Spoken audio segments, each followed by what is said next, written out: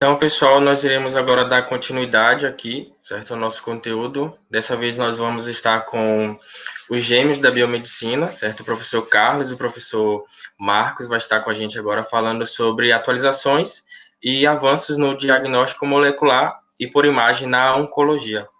São dois excelentes profissionais que vão estar agora com a gente, dando início já à noite, certo? Deixa eu colocar a câmera aqui para ativar eles. Olá, professor. Boa tarde, boa noite já, né? Boa tarde, próximo de boa noite a todos vocês que nos escutam. Desde já agradecer a confiança de cada um na comissão organizadora para que o GEM da Biomedicina pudesse estar presente aqui nesse grande evento. Então, galera, tudo bom? Desejar aí uma boa tarde, uma boa noite a todos e parabenizar, né, pelo Congresso Multidisciplinar em Saúde que vocês estão organizando. Muito bem planejado, bem organizado, e obrigado mesmo pela confiança em nosso trabalho, para poder falar um pouco hoje sobre oncologia, sobre câncer. Pronto. A gente agradece a oportunidade, é incrível para o senhor passar um pouco do conhecimento que o senhor tem para a gente, né? Porque uma hora de relógio não dá para falar tudo que tem para falar de oncologia. Então, vamos lá dar início, né? Vocês estão com o slide dele aqui já? Ok. Já. Tá aqui. Posso compartilhar a tela já, né? Fica à vontade. Ok. A gente vai colocar a tela Então, cheia. Vamos lá dar início. Então, pessoal, tudo bem, né? Eu sou o Marcos Vinícius Cardoso. Eu sou o Carlos Danilo Cardoso. Então, nós fazemos parte, né, de uma marca conhecida como Gêmeos da Biomedicina. Montamos essa marca desde 2016. Então, já tem aí 4 anos da existência dessa marca. E aí a gente vem palestrando, graças a Deus, no Brasil inteiro, né? Já tivemos a oportunidade de palestrar no Congresso Latino-Americano de Biomedicina em Florianópolis, no Congresso Brasileiro e Internacional de Biomedicina em São Paulo, bem como todos os congressos regionais e também da área da saúde, né, Brasil afora aí. Então, hoje, foi nos destinado para poder falar sobre atualizações e avanços no diagnóstico molecular e por imagem na oncologia. É como os meninos comentaram, 1 hora é pouco, né? Oncologia é uma ciência tão, né, vasta, de tantos detalhes e complexidade, mas vamos tentar trazer o que tem mais atual hoje no mercado. Então, desde já, eu gostaria de comentar e iniciar nossa palestra falando do conceito sobre prevenção. A Organização Mundial de Saúde, ela preconiza 3 níveis de prevenção: a prevenção primária, a prevenção secundária e a prevenção terciária. Sendo que ela preconiza que qualquer nação, qualquer país, deve sempre incentivar a prevenção primária, que é aquela que vai fazer com que, mesmo antes da doença aparecer, fazer com que essa doença ou retarde seu aparecimento, ou faça com que até mesmo ela não apareça. Como é que pode ser feito isso? Fazendo análise genética molecular, para fazer análise do DNA, do material genético de cada pessoa, de cada indivíduo. Porque verificando a predisposição genética alta para um determinado tipo de câncer, é necessário que esse indivíduo diminua sua exposição a fatores de risco. Fatores de risco que a gente vai falar como alimentação, né? Alimentação a qual muitas vezes desegrada, uma alimentação muitas vezes hipercalórica, hiperlipêmica, muitas vezes rica em conservantes, né? Rica em agrotóxicos, que faz com que muitas vezes, juntamente com o sedentarismo, juntamente com o tabagismo, etilismo, são fatores de risco que podem dar o gatilho para que essa doença possa vir a existir. Então, o câncer é considerado uma doença tempo-dependente, ou seja, aumenta a probabilidade de chance dela vir aparecer em um organismo, principalmente acima dos 30, 35 anos de idade, devido a essa exposição, a esse fator de risco, seja ele de forma física, química ou biológica, pode fazer com que comece e dê o gatilho para o início do câncer, ou seja, do processo neoplásico. Então, se essa enfermidade já começou, aí já existe outro tipo de prevenção, que é a prevenção secundária, na qual o tumor maligno já está presente ali e é necessário que ocorra um diagnóstico precoce para que, dessa forma, aumente a chance de cura desse paciente, porque, dessa forma, a intervenção vai ser mais imediata, fazendo com que os protocolos terapêuticos tenham maior eficácia. Isso seria acontecer se ocorrer rastreamento, ou seja, se a população em geral perceber que os exames de check-up, ou seja, os exames rotineiros que devem ser realizados todos os anos, sejam mais vistos, ou seja, melhor realizados pela população de forma geral. Seja ele exames laboratoriais, seja ele exame de imagem. Por exemplo, as mulheres que estão aqui nos assistindo, muitas vezes, quando você vai lá na sua ginecologista, a ginecologista, ela passa diversos tipos de exames esses bioquímicos, imunohormônio, e também exames de imagem, né, como ultrassom transvaginal, ultrassom da tireoide, ultrassom mamário, ou seja, para poder, dessa forma, fazer o rastreamento e a verificação de um todo do corpo daquela mulher, para poder sempre estar checando e, dessa forma, realizar a prevenção secundária. Fora a prevenção secundária, infelizmente, no Brasil, o que mais acontece é a prevenção terciária. Por quê? Porque o Brasil ainda tem uma cultura muito de medicina curativa, ou seja, a população em geral tende a procurar apenas a unidade de saúde, ou seja, a equipe médica, quando está sentindo dor, quando está sentindo desconforto, quando está sentindo náusea, aí procura porque acha que está algo de estranho. Mas, na verdade, as unidades de saúde devem ser procuradas de forma preventiva, ou seja, o Brasil ainda está passando por esse processo de transição da medicina curativa para a medicina preventiva. Aí, por isso que ainda acontece muita prevenção terciária, que seria o quê? Verificação da eficácia daquele tratamento, para ver se, através da avaliação dos resultados, se aquele tratamento, por exemplo, quimioterapia, por radioterapia, está dando certo.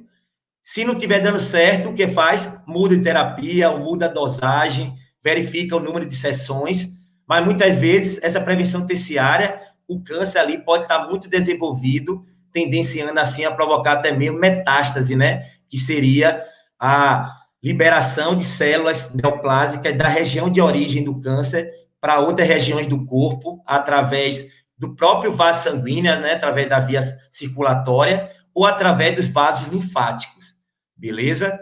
Então, quando chega nesse nível, né, o paciente já está totalmente sintomático, com sinais e sintomas característicos desse câncer, diminuindo muito, assim, a chance de cura do paciente.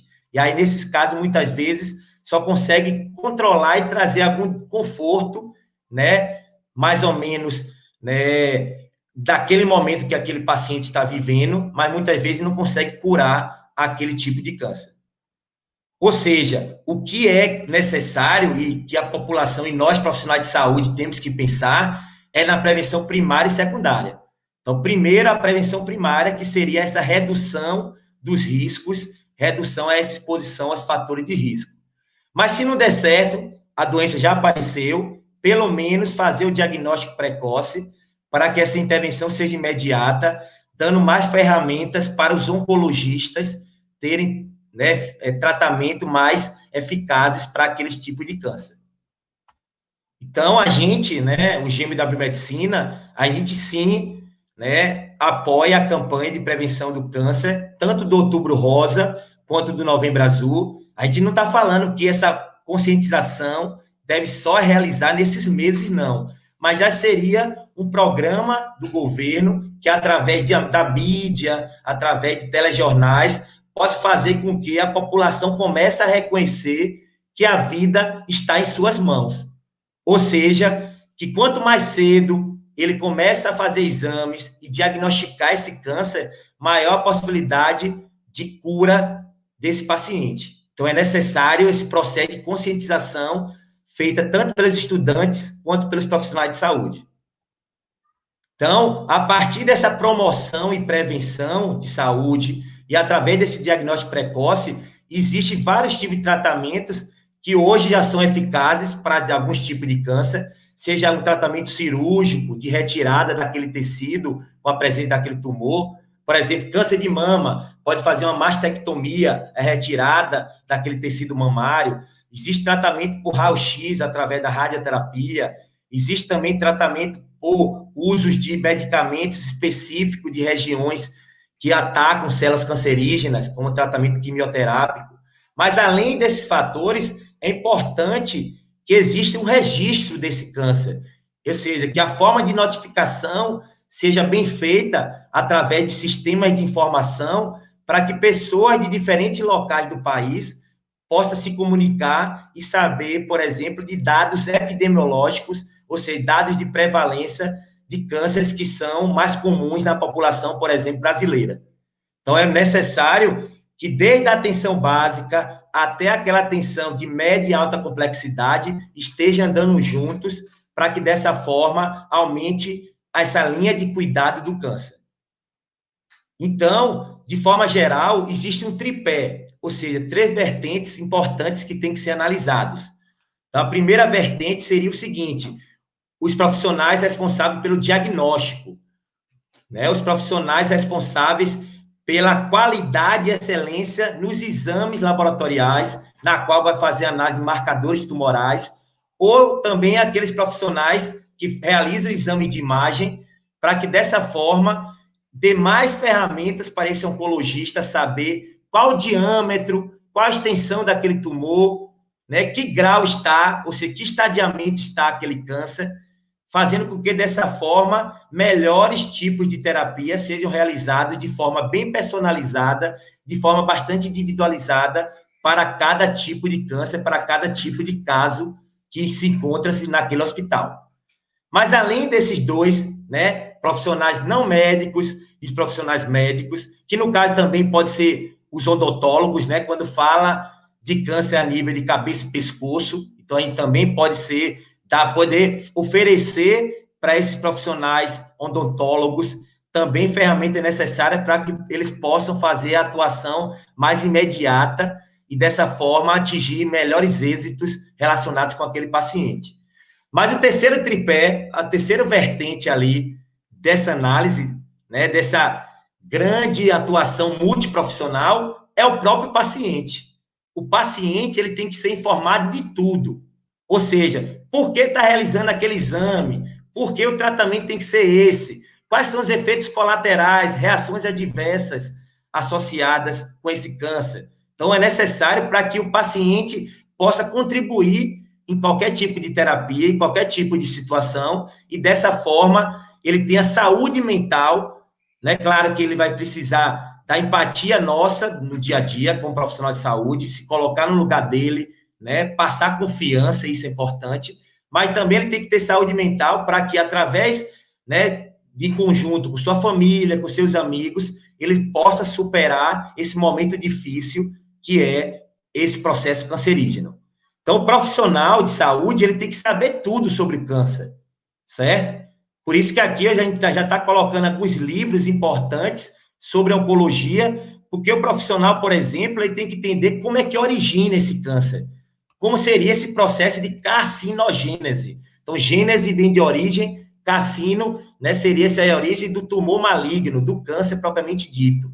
A gente sabe que não é fácil compreender essa origem, porque seria uma cascata de eventos que acontecem, na qual fazem com que ocorra uma transformação da célula normal em uma célula normal, a partir de mutações e alterações no DNA desse indivíduo, e essa célula normal começa a se proliferar de forma totalmente desregulada, fazendo com que uma célula se sobreponha à outra, gerando assim uma massa tumoral. Essa massa tumoral, para ser maligna, existe imagem totalmente amorfa, sem forma delimitada, na qual, se não diagnosticado precocemente, a característica principal seria destruir o tecido de origem, e, além de destruir o tecido de origem, invadir os tecidos circunvizinhos, e, ou pior, é aquelas células poderem se desprender desse tumor, cair no vaso linfático ou na corrente sanguínea e ser levado para outras regiões do corpo, gerando assim metástase. Vou dar um exemplo. Câncer de mama tem cura? Tem, se diagnosticado precocemente. Mas se a mulher não faz, por exemplo, mamografia, que é o teste de rastreamento, principalmente mulheres acima de 40 anos, tem que ser realizado todo ano. Se ela não faz, o que acontece? Aquelas células podem parar, sabe aonde? No fígado, gerando carcinoma hepático. Ou seja, essa metástase hepática aí complica todo o prognóstico do paciente, ou seja, o quadro clínico do paciente piora, ou seja, tem menos chance de cura. Outro exemplo, agora para o sexo masculino, câncer de próstata. A gente já sabe quais são os testes diagnósticos para câncer de próstata, como PSA, que é um antígeno prostático específico, que é um marcador tumoral, e também um toque retal. Mas devido a muitos preconceitos a nível, né, do gênero masculino, o que acontece? Ele não realiza o toque retal ali acima dos 45 anos, não realiza o PSA, o que acontece? Pode acontecer uma metástase óssea, ou seja, células cancerígenas prostáticas irem parar lá no osso. Se câncer de próstata tinha cura, câncer de osso dificilmente tem cura. Ou seja, o prognóstico do paciente piora. Então, é isso que a gente tem que fazer, impedir com que essas células se dividam rapidamente, se proliferem desreguladamente, gerando, assim, coisa pior, ou seja, um prognóstico pior para esse paciente. Então, só para você perceber, o câncer, né, ele vem aumentando muito a cada ano que passa no Brasil e no mundo. Então, só para você ver a incidência em 2020, esse dado foi retirado do Instituto Nacional do Câncer. Então, o Instituto Nacional do Câncer, né, estimou que esse ano vão ter 596 mil novos casos.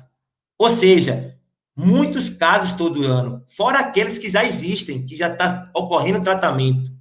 Então, é necessário perceber que existem vários hospitais, várias unidades de saúde, na qual o profissional de saúde pode trabalhar nessa área de oncologia, ou diagnosticando, ou tratando esse diversos tipos de câncer. O câncer mais prevalente, tanto no sexo masculino quanto feminino, é o câncer de pele, tá certo? Não foi colocado aqui nessa imagem. Aqui foi colocado outros tipos de câncer, dividindo entre sexo masculino e feminino. Então, perceba, em homem, em segundo lugar, está o câncer de próstata, em torno de 31,7%.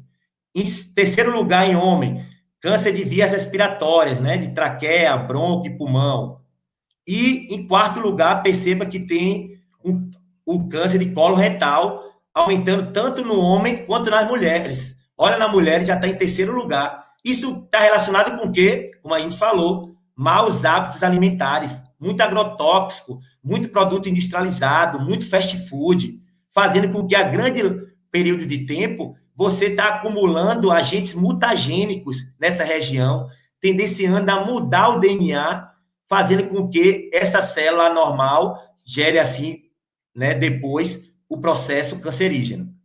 Mas a mulher, né, falando do sexo feminino, em segundo lugar, o câncer mais prevalente é o câncer de mama, e em quarto lugar, o câncer de colo uterino, certo? Que pode ser prevenido muito bem através do exame preventivo, através do exame Papa Nicolau, que as mulheres devem realizar todo ano, como preconizado pelo Ministério da Saúde. E aí, de acordo com isso que foi analisado, a Sociedade Americana de Oncologia Clínica, ela listou 9 prioridades no ano passado dentro da oncologia, para que os pesquisadores, os médicos, os profissionais de saúde em geral, pudessem discutir mais sobre isso. Então, é muito importante o que o Marcos está falando, a ASCO, né, ano passado, listou como primeiro ponto, como primeira prioridade, identificar estratégias que predizem a melhor resposta dos tratamentos com imunoterapia. Já se tem feito aqui no Brasil, né, imunoterapia, claro, é um valor muito mais alto, né, no tratamento, na terapia, mas gera menos reação adversa naquele paciente, porque a imunoterapia é específica para aquele determinado tecido que está sendo acometido com câncer. Tá bom? Então, é uma nova estratégia que a Sociedade Americana também vem priorizando. A segunda estratégia, né, a segunda prioridade, definir melhor os pacientes que mais se beneficiam de tratamento depois da cirurgia, né, quando a gente fala em radioterapia pós-cirúrgica, né, o caso de um câncer que foi retirado do local, mas restou ali algumas células cancerígenas, algumas, né, microfocos ali ainda de oncológico que ficou no local e que a radioterapia pós-cirúrgica pode tentar sanar completamente ali aquele possível desenvolvimento, né, de uma recidiva de câncer ali. Além disso, terceira prioridade, trazer os avanços das terapias celulares.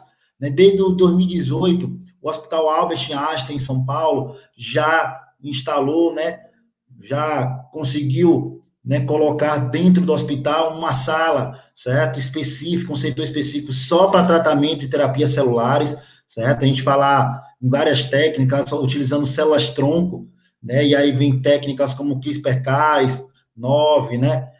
Bem como CAR-T-cell, né? Que é associada aí com terapia genética também, né? Ali para trazer melhor prognóstico àquele paciente, tá bom? Além disso, quarta prioridade, aumentar as pesquisas com remédio de última geração em cânceres pediátricos.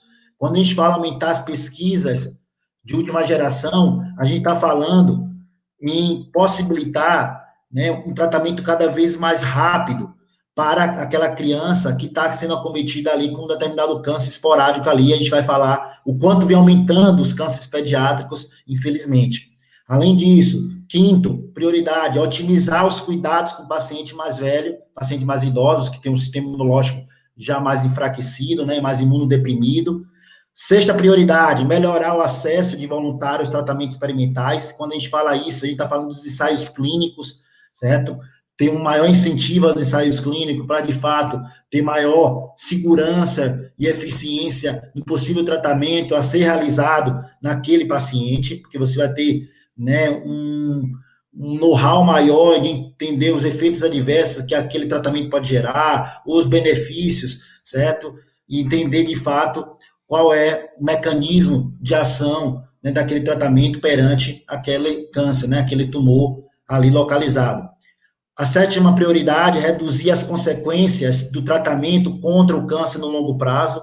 Quando a gente fala reduzir as consequências do tratamento contra o câncer no longo prazo, porque tem pacientes aí que faz tratamento que dura 3 meses, 6 meses, certo? Dependendo de qual tipo de câncer se tem, principalmente quando tem a presença de metástase, tá bom? Além disso, a oitava prioridade, diminuir a obesidade, seu impacto na incidência e nos desfechos contra o câncer. A gente já sabe da relação, né, da maior liberação de adipocinas, né, pelo tecido adiposo, proporcionando ali um processo inflamatório, pró-inflamatório, e aí vindo a ocasionar ali células cancerígenas, né, mutações a nível, né, genéticos, e aumentando a probabilidade, né, Marcos, de 4,5% mais chance de desenvolver um câncer, 4,5% a mais de chance de ter aquele câncer, né, aquele processo oncológico.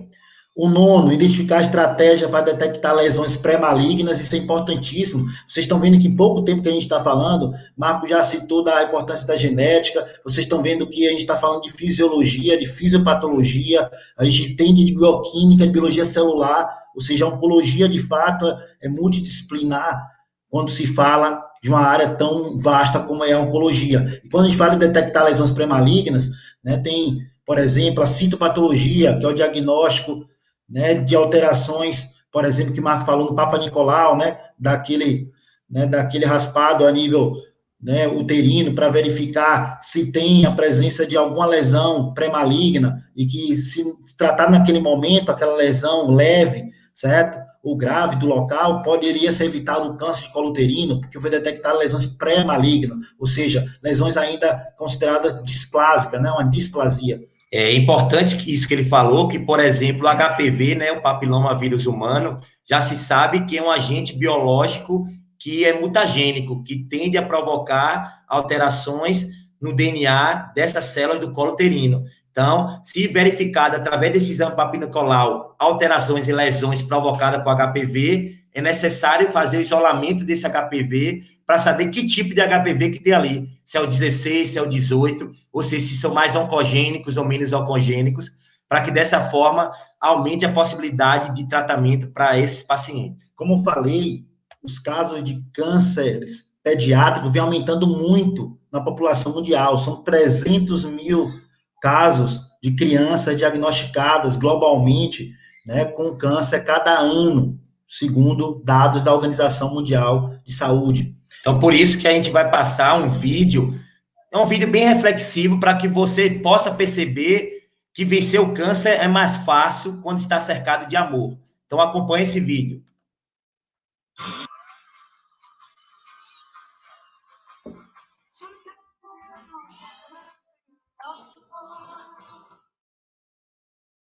Então, vocês estão vendo o vídeo, o som é só musical, mas só de você assistir o vídeo, você vai entender que a criança, infelizmente, começou a apresentar sinais e sintomas relacionados ao câncer.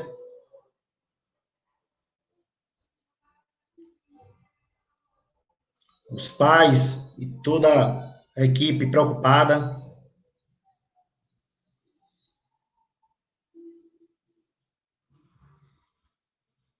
E aí começa o tratamento, que é o mundo próprio quando começa a terapia por câncer. Então, percebam.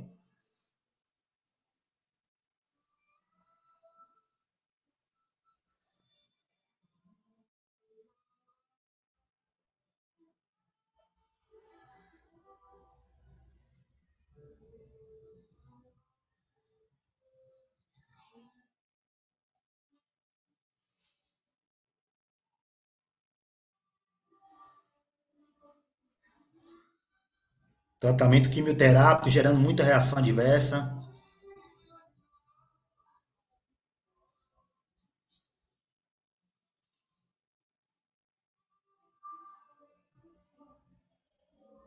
Mas que as pessoas em volta, né, os familiares e amigos, vão ajudar bastante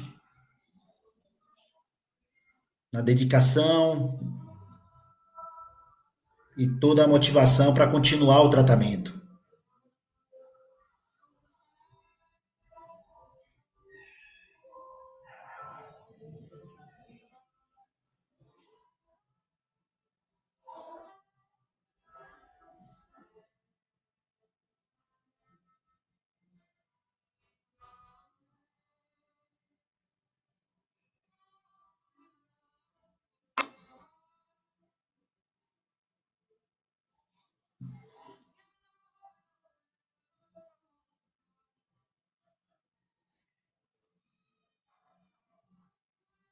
Esse é um vídeo do Hospital de Câncer de Barretos, chamado agora de Hospital do Amor, onde ele diz que o amor é maior que o medo.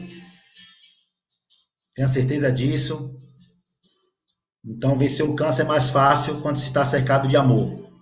Então, fica a reflexão de todos aí, porque, né, é bastante prevalente o câncer na população brasileira, enquanto a gente precisa estar mentalmente preparado para casos que podem vir a acontecer em pessoas mais próximas a você, né? Ou seja, desde mais cedo, desde mais jovem, desde a infância, é necessário estimular a prevenção e a promoção de saúde, certo? E qual o melhor modelo de incentivo? Já fazer com que a população se conscientize que tem que diminuir a exposição aos fatores de riscos. Esse fator de risco, claro, que começa primeiro com a herança genética, né, com a hereditariedade. Então, se na família, né, já teve caso de câncer a nível de parente de primeiro grau, seja assim, uma mãe, uma tia, uma avó, um pai, ou seja, é necessário avaliar para poder ver que a hereditariedade corresponde a 15% em relação ao fator de risco. Mas, claro que isso aí você não pode mudar. O que a gente pode mudar? Os outros 85% relacionados com os fatores ditos modificáveis ou influenciáveis, que são os fatores ambientais. Então, se você tiver uma boa alimentação, evitar o tabagismo, praticar exercício físico, evitar a exposição desregulada de radiação ultravioleta ou de outro tipo de radiação, fazer com que evite a obesidade ou sobrepeso, vai fazer com que diminua a chance, tenha certeza disso, do aparecimento desse câncer, ou pelo menos vai retardar o aparecimento dessa neoplasia. Então, tudo começa com a base genética do câncer. Então, acontecem mutações em genes específicos do DNA. Existem 3 classes gênicas associadas ao câncer, que seriam os oncogenes, os genes supressores de tumor e o gene de reparo DNA. E a gente sabe que mutações gênicas vão promover desregulação do ciclo celular, gerando assim uma proliferação celular descontrolada, gerando assim o câncer propriamente dito. E aí, a gente sabe que essas classes gênicas citadas no slide anterior, elas são associadas com câncer desde a membrana plasmática de uma célula, do citoplasma de uma célula, ou até mesmo no núcleo de uma célula.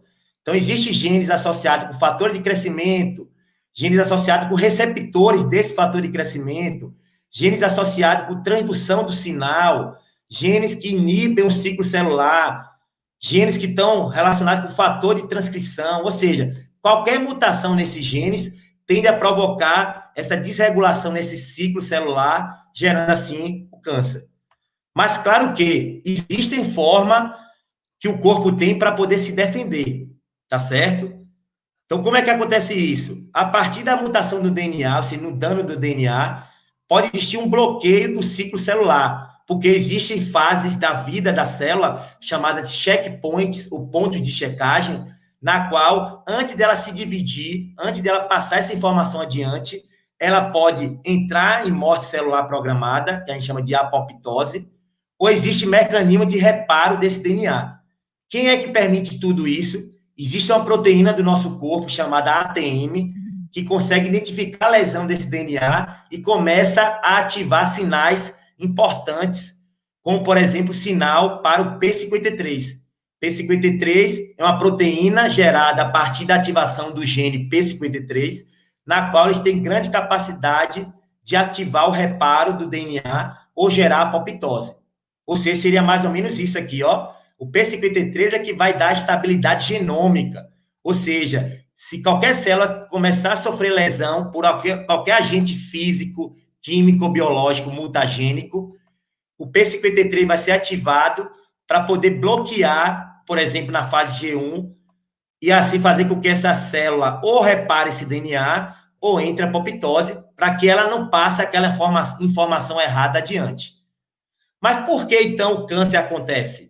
É porque várias mutações acontecem ao mesmo tempo, por isso que o câncer é uma doença poligênica e multifatorial, na qual, por exemplo, se os oncogenes estão mutados, fazendo com que sejam altamente ativados, o que vai acontecer? Crescimento celular e proliferação dessas células. E aí, quem é que poderia nos salvar? Quem é que poderia nos salvar? Os genes supressores tumorais, ou seja, aqueles genes que vão suprimir os tumores. Mas mutações nesses genes podem inativar esses genes, fazendo com que não bloqueie essa proliferação desregulada dessas células. Quem seria a terceira classe gênica que podia nos salvar? Os genes de reparo DNA, ou genes apoptóticos, que podiam ser ativados e, assim, destruir essa massa tumoral, fazendo com que, dessa forma, evite o câncer. Mas se eles tiverem também esses genes, eles vão estar inativados e aí não vai ter esse bloqueio desse surgimento neoplásico aí, desse surgimento do câncer, ou seja, da carcinogênese. E aí, hoje, o ser humano, né, os geneticistas, né, pode ser biomédicos, farmacêuticos, médicos geneticistas que estão nos assistindo, já se conhece todos os oncogenes e a qual a localização de cada um deles. Por exemplo, HST é um oncogene associado com fator de crescimento e que mutação nesse gene, que está localizado no cromossomo 11, no braço longo desse cromossomo 11, gera câncer de estômago.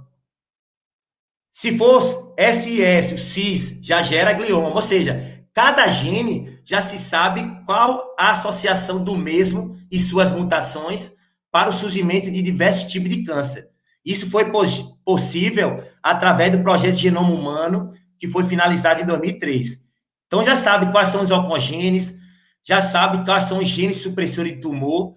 O que o biomédico, geneticista, farmacêutico, médico tem que fazer? Fazer exame genético, fazer análise de DNA de cada indivíduo.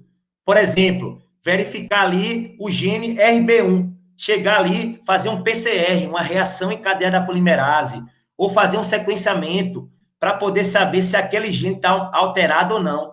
Sabendo que está alterado, já sabe que aquele paciente ou pode ter um câncer hereditário, chamado retinoblastoma, ou pode ter outros cânceres esporádicos, como de bexiga, de esôfago. se fatores ambientais ele colocar claro na vida deles, na qual pode trazer risco e o gatilho necessário para o câncer acontecer. Então, o que eu quero falar para isso? Para acontecer prevenção primária, pessoal, tem que ter triagem. As pessoas têm que ser triadas em relação à predisposição genética. Isso é muito feito no Brasil? Não. No Brasil faz, no máximo, predisposição genética para alguns tipos de doença, lá no teste do pezinho, como anemia falciforme, fenilcetonúria, hipotireoidismo, mas para câncer ainda não. Ainda não faz isso. Em outros países desenvolvidos já fazem. Mas a gente tem que começar a conscientizar e verificar que alguns hospitais já realizam. E aí é necessário, claro, um laboratório especializado para essa prevenção. É necessário que a equipe multiprofissional possa solicitar esse exame, né, para poder, dessa forma, interpretar da melhor maneira possível. O melhor exemplo foi a Angelina Jolie, né, mano? O melhor exemplo, a Angelina Jolie, ela tinha casos na família de câncer de mama e de câncer de ovário. O que ela fez? Fez um screening genômico, saiu analisando, né, através do geneticista, a qual ela procurou, gene por gene, para ver se tinha algum mutado, alterado. E ela verificou que tinha 2 genes alterados, o BRCA1 e o BRCA2. Então, esses 2 genes alterados traziam muita predisposição genética para ela ter câncer de mama e câncer de ovário. Ao que ela fez, ela é dona do próprio corpo dela, ela preferiu, como ela mesmo falou, cortar o mal pela raiz. Ela fez uma mastectomia total de ambos os seios para poder não ter mais predisposição, vamos dizer assim, do aparecimento do câncer. Mas nem sempre isso é possível, pessoal, você sair retirando parte do seu corpo. Não é isso que a Organização Mundial de Saúde preconiza. A Organização Mundial de Saúde preconiza o seguinte: se eu tenho predisposição genética alta para algum câncer, eu tenho que mudar meus hábitos de vida. Por exemplo, se uma pessoa tem predisposição genética alta de ter câncer de fígado, ele vai tirar o fígado? Não. Ele vai ter que mudar os hábitos de vida. Se uma pessoa tem predisposição genética alta de ter câncer de pâncreas, ele vai tirar o pâncreas? Não. É mudar os hábitos de vida para que essa doença não apareça ou retarde o seu aparecimento. Ou seja, é fazer aconselhamento genético, é fazer com que aquela equipe multiprofissional de psicólogos, de médicos, ou seja, enfermeiros, possam conversar com esse profissional, né, com esse paciente, e explicar para ele que ele ainda não tem a doença, ele só tem uma chance de ter. Ou seja, dessa forma você está fazendo uma prevenção primária, certo? Claro que o resultado do exame deve ser sempre sigiloso, primeiro, porque é antiético sair dizendo o que o paciente tem, e segundo, ele ainda não tem nada. Na verdade, só tem uma chance de ter uma predisposição a ter algo. Então, essa prevenção primária é super importante, porque a partir dessa prevenção primária, se não conseguiu fazê-la, é necessário pensar nas outras prevenções, como a gente falou. E aí é necessário começar a pensar em rastreamento, pensar em diagnóstico precoce, que pode ser feito, por exemplo, com marcadores tumorais. Então, a pergunta que a gente faz sempre é quando pedir e quando não pedir esses marcadores tumorais.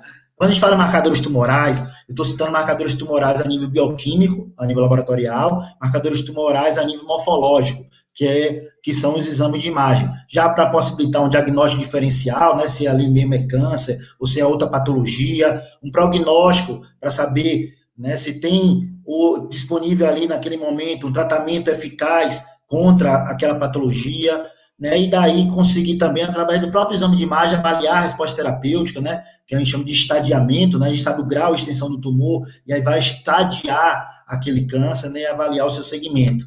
Então, quando a gente fala em diagnóstico, o exame de imagem é muito importante nisso, né, eu como biomédico imaginologista, a gente, né, trabalha com isso, sabe da importância hoje dos exames de imagem em determinar a presença do tumor e a sua extensão, bem como avaliar se tem a presença ou não de metástases, se há ou não invasão de tecidos corporais, né, decorrente do tecido de origem ali, que houve o deslocamento da célula cancerígena.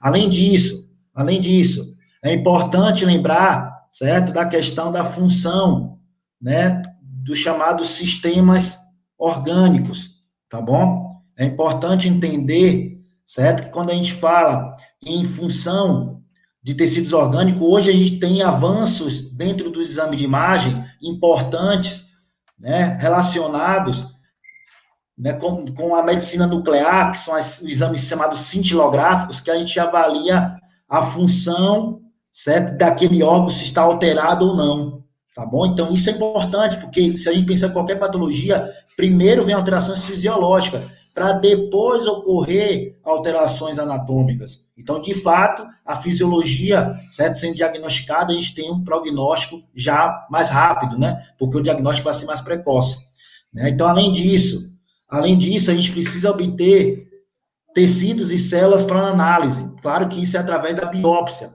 mas os exames de imagem podem auxiliar na obtenção dessas células de tecidos, porque só vocês sabem que através da biópsia, seja lá BAG, biópsia por agulha grossa, ou PAF, pulsão aspirativa por grafina, pode ser guiada por exame de imagem. E através deles, através da biópsia, é que a gente vai conseguir saber se ali tem um tumor maligno ou tumor benigno. O médico patologista vai fazer a análise ali histopatológica do tecido, tá bom? Então, mas é importante a gente colocar isso em prática de fato, né? E hoje, o INCA, o Instituto Nacional do Câncer, já tem as recomendações para o diagnóstico precoce, mas infelizmente ainda, por exemplo, carcinoma hepatocelular, ainda é descoberto tardiamente. São dados do INCA, 80% são descobertos tardiamente ainda. Então, o que Marcos falou no começo da apresentação, pensar em prevenção primária e secundária é sempre importante. Então, as recomendações que eu falei para vocês também podem ter acesso, vai lá no site do INCA, do Instituto Nacional do Câncer, está lá, recomendações para detecção precoce do câncer, e é dividido câncer por câncer. Aqui a gente trouxe 4 exemplos, né, do câncer de pulmão, que é importante realizar a radiografia do tórax e citologia do escarro, né, a câncer de colo retal, é importante fazer pesquisa de sangue oculto nas fezes, exame retal, certo? Isso já pensando na frequência anual aí após 40 anos de idade, né? Além disso, outros exames aí podem ser feitos a partir, né, de qual tipo de câncer a gente está falando. Então, tudo a partir do tipo de câncer, a gente já conhece, a partir de todos os estudos, né, dos pesquisadores que trabalham com oncologia, nos permite recomendar qual é a detecção precoce do câncer, como é que deve ser feita essa detecção precoce do câncer. Então, eu e Marcos trouxemos aqui dados, né, a nível diagnóstico e estadiamento para o câncer de colo retal. O câncer de colo retal, como o Marcos falou, vem aumentando muito na população, tanto feminina quanto masculina, e além do que a gente já conhece da importância da história clínica, exame físico, toque retal, existem os exames relacionados, e desses 12 exames que a gente trouxe aqui, ou para diagnóstico, ou para estadiamento do câncer, 6 estão relacionados com o exame de imagem, ou seja, metade.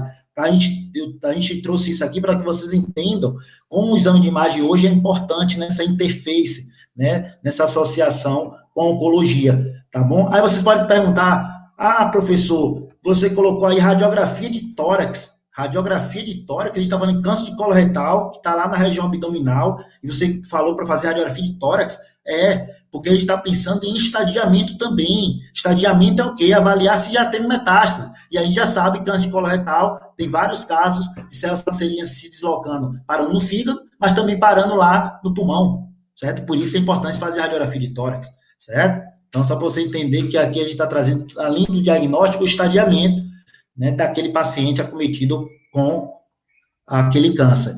E a gente trouxe aqui objetivo de estadiamento em oncologia, já se tem traçado. Por que é importante estadiar aquele câncer? É importante ajudar o médico no planejamento do tratamento. Além disso, é essencial para determinar o prognóstico. Além disso, ajudar na avaliação dos resultados do tratamento, facilitar o intercâmbio de informações entre o centro de tratamento, e a gente vem fazendo com isso, a gente que faz pesquisa relacionada com câncer, a gente, certo, tem todas as informações relacionadas, né, com casos de câncer em todo o Brasil. Hoje tem acessibilidade muito fácil entre os grupos, né, do Hospital de Câncer de Barreto, do Hospital Sírio-Libanês, né, Hospital Maltês em Salvador. Então, tem essa relação bastante clara, bem como contribuir para a pesquisa contínua sobre o câncer, né, e quando a gente fala pesquisa contínua sobre câncer, é entender de fato fator de risco, é entender de fato sinais e sintomas, é entender de fato marcadores cada vez que estão sendo pesquisados, novos, relacionados àquele câncer.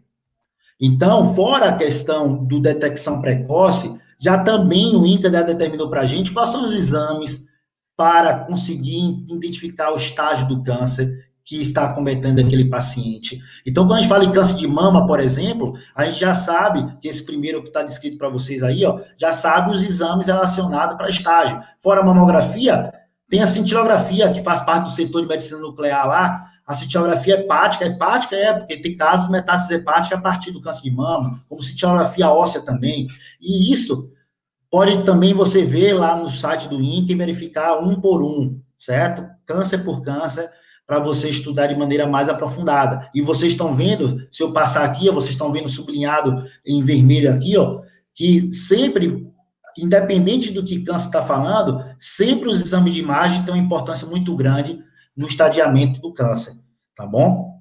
Então, além dos marcadores, certo, bioquímicos, existem os morfológicos e marcadores de DNA, certo? Então, os morfológicos é o que eu vou trazer agora para você entender como o exame de imagem consegue, de fato, identificar aquele câncer. Quando a gente fala de exame de imagem, a gente passaria horas e horas falando aqui, mostrando imagens de cada um desses exames. Só que a gente não tem esse tempo. Então, a gente vai fazer o quê? Vai detectar os maiores avanços, porque como uma palestra são os avanços, né, relacionados ao diagnóstico oncológico, então a gente vai destacar a tomografia computadorizada, a ressonância magnética e a medicina nuclear, que é considerada chamada radiologia de alta complexidade. Vamos começar com a tomografia. Tomografia, você sabe que hoje tem disponível aí, né, nos grandes centros, certo? Não precisa só ser na capital, pessoal, nos grandes centros aí, na Bahia e do Brasil aí, tem disponível a tomografia computadorizada, né, nas grandes cidades, e a tomografia computadorizada é um exame que utiliza radiação X, certo? Um exame rápido na aquisição da imagem, e o melhor, daquele plano que eu adquiri a imagem, que é o plano axial, eu consigo reconstruir até mesmo para 3D,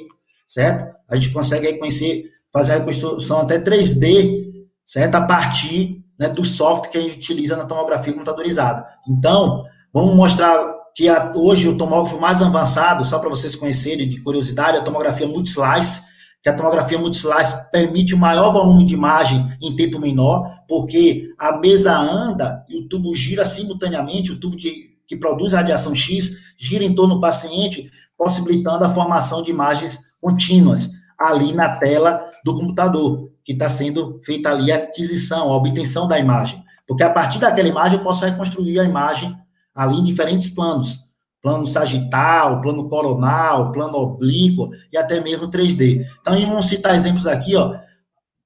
O câncer a nível cerebral, certo? Mostrando aí para vocês, né? Vocês estão vendo aí uma tomografia do crânio, mostrando o tumor claramente aí na região parietal esquerda, né? Quem trabalha com exame de imagem, independente de qual profissional de saúde a gente está falando aqui, é importante entender anatomia, certo? É um pré-requisito essencial. Então, vocês estão vendo o tumor aí.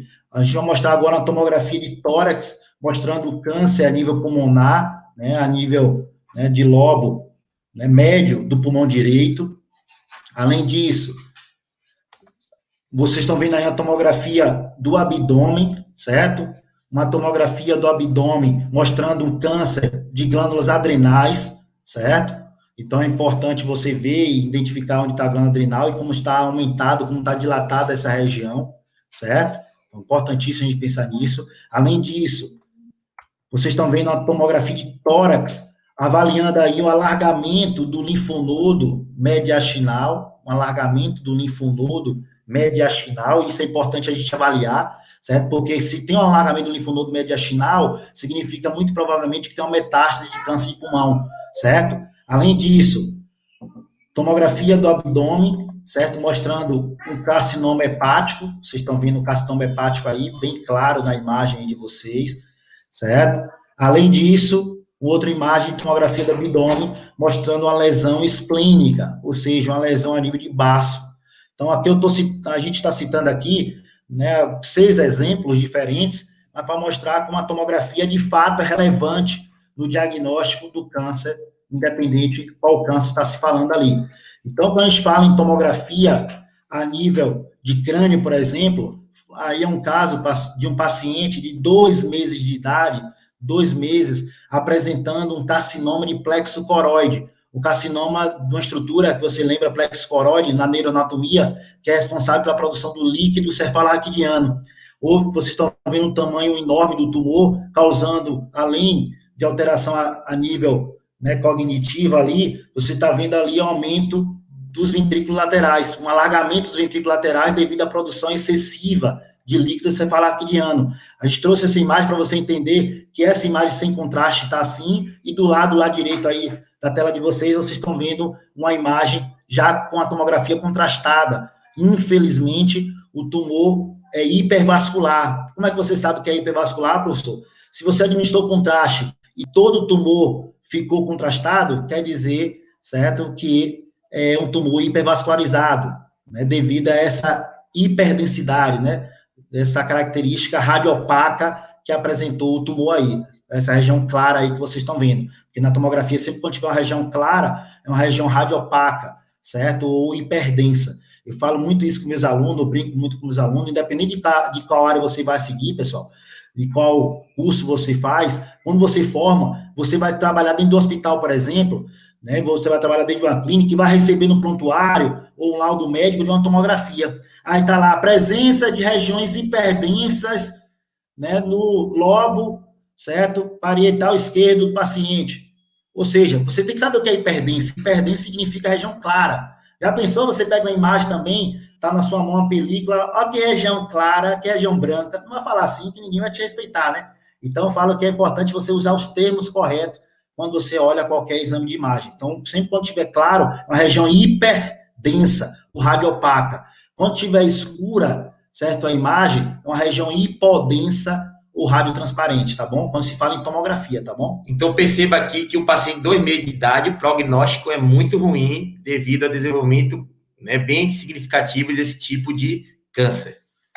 Além disso, a gente vai mostrar aqui de maneira bem rápida a tomografia de tórax de um paciente que lá no setor a gente fez o quê? Avaliou a presença do nódulo, todo mundo está vendo o nódulo aí, a gente deu um zoom na imagem, quando deu um zoom, você está vendo do lado direito aí o zoom, e vocês estão vendo uma característica irregular das bordas desse câncer. Você sabe que bordas irregulares é outra característica de malignidade, né? Claro que a confirmação, mais uma vez, só através da biópsia, mas só de olhar certa característica como essa, já suspeita muito grande, né, de ser um tumor maligno. Aí a gente fez uma reconstrução 3D, pessoal. Como fez uma reconstrução 3D, você está vendo o tumor, a massa tumoral ali, o volume tumoral atrapalhando muito o funcionamento e a passagem do ar ali, nos bronquíolos, né, na árvore brônquica. E aí vocês, né, para vocês conseguirem verem melhor, a gente faz a subtração digital, tira toda a parte de brônquio lá no software e deixa só o tumor. Para quê? Porque quando a gente vê o volume tumoral, a gente consegue, de fato, ajudar o radioterapeuta. Porque se precisar irradiar ali, né, através do acelerador linear, né, através do equipamento de radioterapia, vai conseguir irradiar somente no tumor, certo? Ou seja, vai ter uma eficácia maior e as células adjacentes vizinhas não vão tomar radiação nenhuma, certo? Porque você vai precisar, a partir dessa reconstrução 3D, qual é o volume tumoral, qual o diâmetro desse tumor, tudo isso, entendeu? Aí a gente pode fazer a reconstrução 3D belíssimas como essa. Eu sempre, quando mostro uma imagem dessa, para você entender que hoje o software, o avanço da tomografia nos permite isso, pessoal. Hoje permite avaliar a reconstrução 3D dessa, mostrando o tumor ali, ó, do lado esquerdo, né, do pulmão ali, desse paciente, porque do outro lado, direito lá, está totalmente normal, tá vendo? A árvore branca perfeita. Eu falo que uma imagem dessa é mais bonita que Atlas anatômico, mais bonita que o Atlas anatômico, e aqui uma reconstrução 3D de tomografia computadorizada. Então, a gente pode virar a imagem, e ao virar a imagem, a gente consegue ver onde está, né, precisamente o tumor, né, aquele nódulo ali tumoral, tá bom?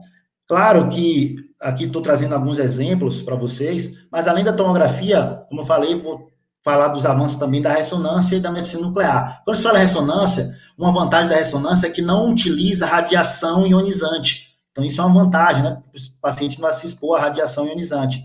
Então, a ressonância magnética utiliza de uma bobina de superfície para produzir uma radiofrequência, só para vocês entenderem. Essa radiofrequência vai ser estimulada ali, fora o campo magnético que é produzido nesse aparelho, para que, dessa forma, interaja com os prótons de hidrogênio dentro do corpo do indivíduo e consiga formar a imagem, que é feita através da ressonância magnética. Hoje, a ressonância magnética é uma alternativa à tomografia computadorizada em alguns tipos de câncer, como a nível cerebral, né, a ressonância magnética é muito, muito boa, a imagem, a resolução para sistema nervoso central, né, seja cérebro ou medula espinhal, e além disso também, metástases ósseas aí, a gente consegue identificar bem com a ressonância. Mas a gente preferiu trazer para vocês, para que divulgue mesmo para a população em geral, vocês, né, que já estão sendo estudante de saúde, né, alguns profissionais que podem estar nos escutando aí, é importante divulgar a ressonância magnética mamária. A gente fala muito de câncer de mama, né, mas fala muito só em mamografia e fala em ultrassonografia, né, da mama. E a ressonância magnética hoje, pessoal, nos dá uma imagem muito, muito boa para a detecção de carcinoma ductal in situ, mamário, carcinoma invasivo, e uma ótima opção para aqueles pacientes, para aquelas pacientes que possuem um risco aumentado de câncer de mama, certo? Então, a paciente tem lá 30 e poucos anos de idade, a mamografia não fornece uma imagem boa no paciente de 30 e poucos anos de idade, porque o tecido é ainda muito fibroglandular, né? Tem muito pouco tecido adiposo ainda com 30 e poucos anos de idade. Então, a ressonância magnética, já tem casos na família, então, faz um ultrassom, percebe alguma alteração ali, por que não pedir uma ressonância para, de fato, evidenciar bem a possível alteração ali naquela mulher com risco de câncer de mama na família?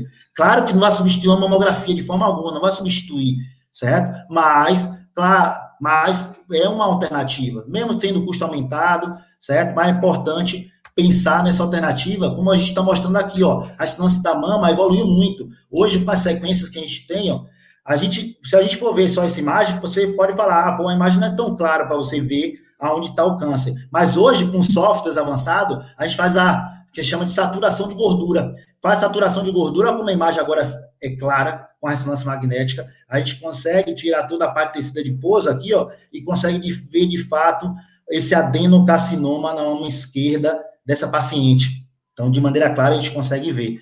Claro que, além de identificar o câncer na mama, a gente consegue também ver as metástases oriundas do câncer de mama. No caso aí, uma metástase hepática, né, um prognóstico muito ruim dessa paciente. Vocês estão vendo a metástase hepática aí, infelizmente, alastrada aí, totalmente, né, disseminada por toda a extensão hepática aí, de toda a extensão do fígado da paciente aí, ó, infelizmente. Então, para a gente finalizar, né, essa nossa participação a nível de avanços de diagnóstico, hoje, dentro dos exames de imagem, a área que mais avança é a área da medicina nuclear, que a medicina nuclear, para quem não conhece, a gente fornece imagens fisiológicas daquelas estruturas, né, imagens fisiológicas ou metabólicas dos órgãos, e além disso, é importante que vocês saibam que na medicina nuclear é diferente do que a gente falou na tomografia, por exemplo, porque na medicina nuclear a gente administra um radiofármaco, ou seja, administra um material radioativo, certo? Que vai ser levado especificamente para o órgão de interesse, certo? Então, o paciente vai ser a fonte de radiação para que o aparelho, né, chamado gama-câmara, consiga captar a radiação e transformar em imagem. Então, a medicina nuclear surgiu, de fato, muito fortemente para o estudo a nível oncológico. Claro que avançou tanto que hoje também é utilizado em outras áreas, tá bom? Então, a medicina nuclear hoje serve, certo? Para, por exemplo, uma cintilografia da tireoide, a cintilografia da tireoide você mostrando aí, ó. Além disso, uma cintilografia óssea, aqui um caso de um paciente, né, do sexo feminino, infelizmente, teve uma metástase óssea a nível aí, ó, de joelho, ao tamanho, compare um lado do outro, lá, aqui é normal, do lado direito, do lado esquerdo, como é que está totalmente hipertrofiada essa região, com a metástase óssea, um prognóstico muito ruim, e foi diagnosticado através da cintilografia óssea, certo? Além disso, uma cintilografia cerebral, certo? Muito feito hoje, certo? Com reconstruções a nível sagital, coronal e a nível axial. Além disso, que a cintilografia é uma das mais realizadas, a cintilografia de perfusão do miocárdio. Mas, além disso, a gente tem cintilografia hepática, cintilografia óssea, né, que a gente falou, cintilografia pulmonar, certo? Hoje já tem cintilografia, pessoal, de glândulas salivares, hoje já tem cintilografia de glândulas lacrimais, para você entender os avanços que se tem hoje dentro da medicina nuclear.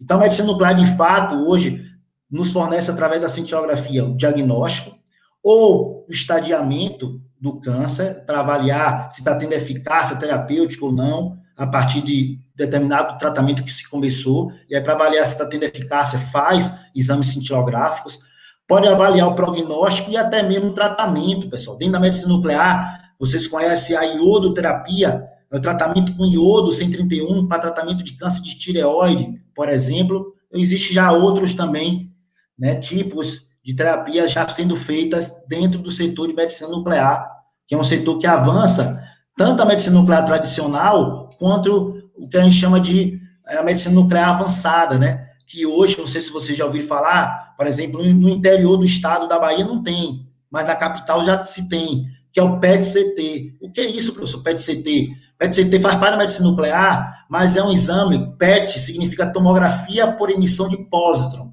Pósitron, para quem não sabe, pósitron é a emissão de uma partícula beta positiva a partir de um radioisótopo artificial que é administrado no paciente. Mas, para resumir, o que é que a gente faz, pessoal? A gente pega, por exemplo, a glicose, certo? Produzida laboratorialmente, né? Similar à glicose, né? Uma chamada desoxiglicose, e combina com um elemento químico radioativo, certo? A gente chama de FDG, que é flúor desoxiglicose. Pense você administrar no paciente uma glicose radioativa. Aonde tiver uma alta captação dessa glicose, significa dizer que está tendo uma alta atividade metabólica ou uma alta taxa de divisão celular. Ou seja, câncer, né? Um processo oncológico está começando a acontecer ali. Então, eles pensaram nisso, só que eles pensaram mais do que isso. É porque, se você perceber, o câncer, ele aumenta a atividade celular até 30 vezes mais. Perfeito. Então, por isso que a captação de glicose é bem maior. Então, foi uma estratégia feita dentro da medicina nuclear de se criar essa glicose radioativa. Então, hoje, a gente combina o PET scan, que nos fornece essa imagem fisiológica da hipercaptação ali do radiofármaco, com a tomografia computadorizada, que nos fornece uma imagem anatômica, estrutural. Ou seja, vocês estão vendo aqui no aparelho, ó, duas partes, né? Que aqui é um gantry da tomografia, aqui é um gantry do PET scan. Então, a única imagem, a gente consegue estudar anatomia e fisiologia em uma única imagem, certo? Então, a gente já tem disponível isso em Salvador, certo? Nos grandes capitais do estado do Brasil.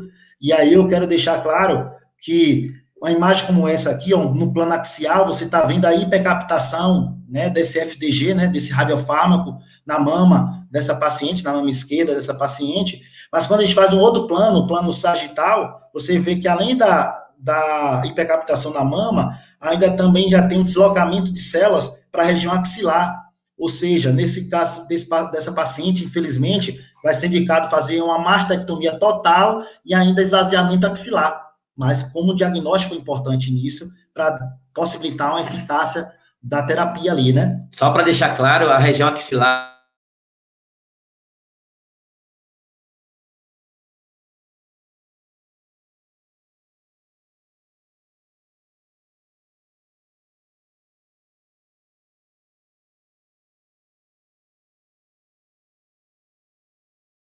aí, ó, a imagem de tomografia. Na tomografia do abdômen aí, ó, claro que aí vocês com mais tempo a gente explicaria cada estrutura dessa, mas vocês estão vendo aí o fígado não tem alteração nenhuma, pessoal. É totalmente regular, certo? A textura, né, desse fígado aí.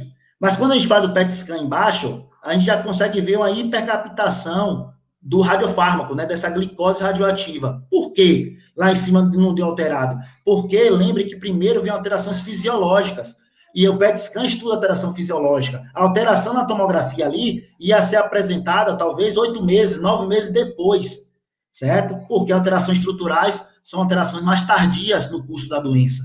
Então, a gente faz o quê? Hoje, através do software, que é chamada uma tecnologia híbrida, a gente consegue juntar as duas imagens, o PET scan com a tomografia, juntando as duas imagens, é uma imagem belíssima, onde a gente consegue identificar de fato aonde está, né, aquele tumor. Então, o PET-CT veio para ficar, certo? E vem avançando muito no estadiamento e no diagnóstico oncológico. Mas não pode parar. Quando a gente fala em exame de imagem, a gente trabalha com tecnologia. Tecnologia faz parte da globalização, e a globalização, você sabe que a mudança é constante. E já nos chegou no Brasil, pessoal, já tem disponível no Hospital Albert Einstein e no Hospital das Clínicas, da Faculdade de Medicina, lá da USP, o chamado PET-RM. Ao invés de combinar o PET scan com a tomografia, aqui no PET-RM você combina o PET scan com a ressonância magnética. Ou seja, você está avaliando o PET scan com a imagem, né, fisiológica com a ressonância magnética. A ressonância magnética tem uma vantagem, que a gente já falou, que é não emitir radiação ionizante. E, além disso, nos permite fazer isso aqui, ó, avaliação do corpo inteiro, pesquisa de corpo inteiro para verificar uma possível alteração ali. Então, é um avanço que vai chegar logo, logo no Norte e Nordeste, e precisamos de profissionais habilitados para estar trabalhando com essa tecnologia híbrida aí. Então, era isso que a gente queria falar, de avanços e atualizações no diagnóstico, tanto molecular quanto de imagem, para o câncer, para os diversos tipos de câncer. Então, aqui são as nossas referências, E a gente queria deixar uma hashtag, né? Uma hashtag feita pelo INCA, pelo Instituto Nacional do Câncer, ano passado, que falava o seguinte: eu sou e eu vou. Então, a hashtag era assim, porque eu sou consciente e eu vou me informar para reduzir o impacto do câncer. Então, foi dessa forma que o INCA conseguiu divulgar e mostrar e tentar conscientizar a população que quem é dona da própria vida é a própria pessoa. Ou seja, tendenciando a ter melhores hábitos de vida, se expondo menos a fatores de risco. Tá certo? Então, era isso que os gêmeos queriam falar, certo? E não esqueça, estude bastante, né?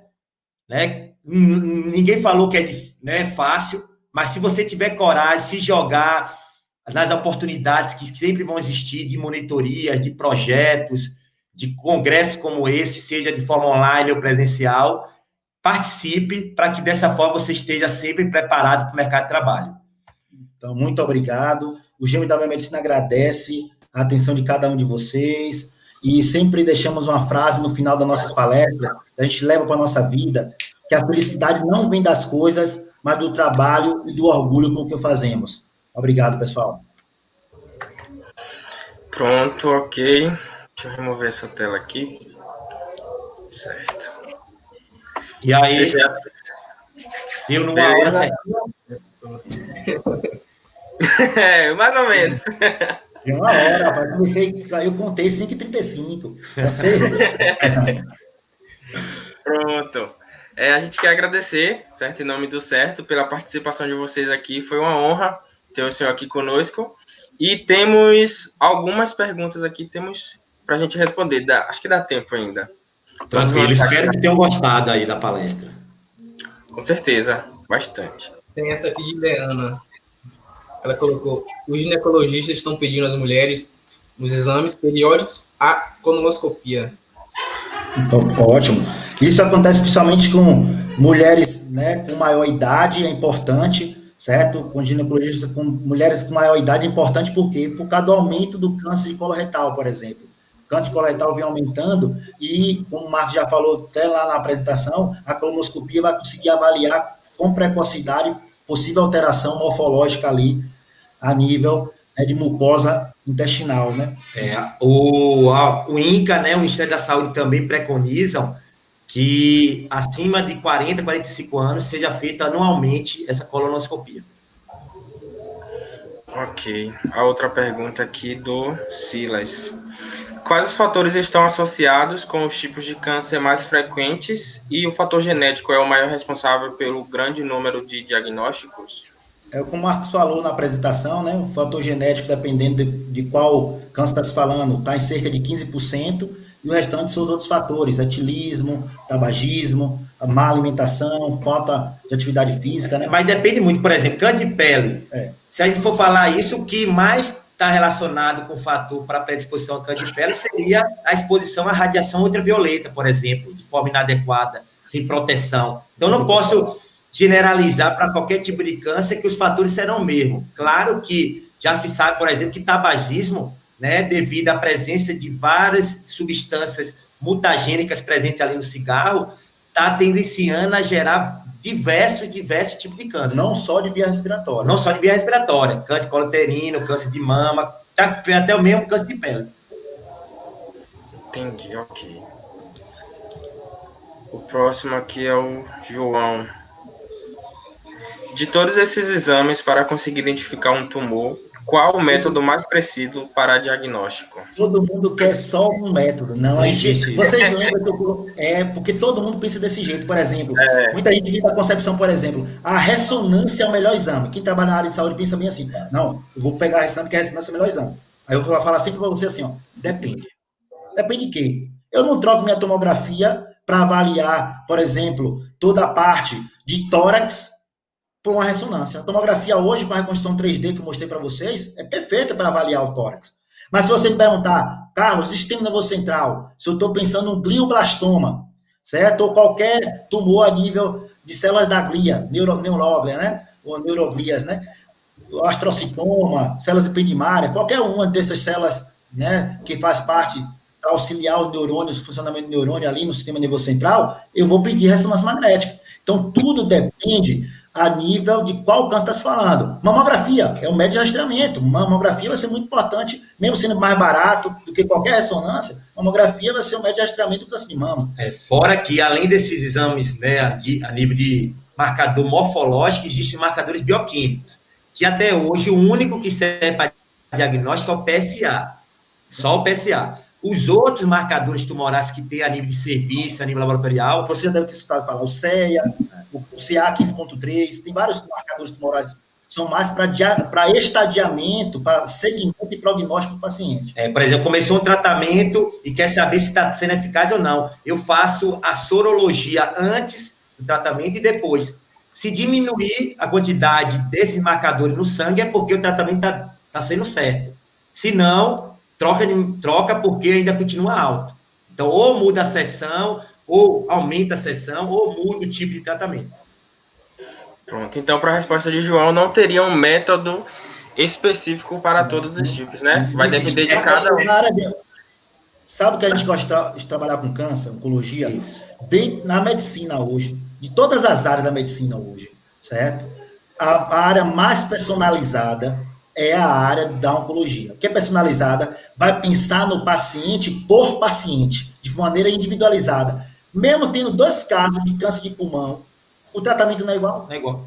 Porque depende da idade do paciente, depende do estadiamento do paciente.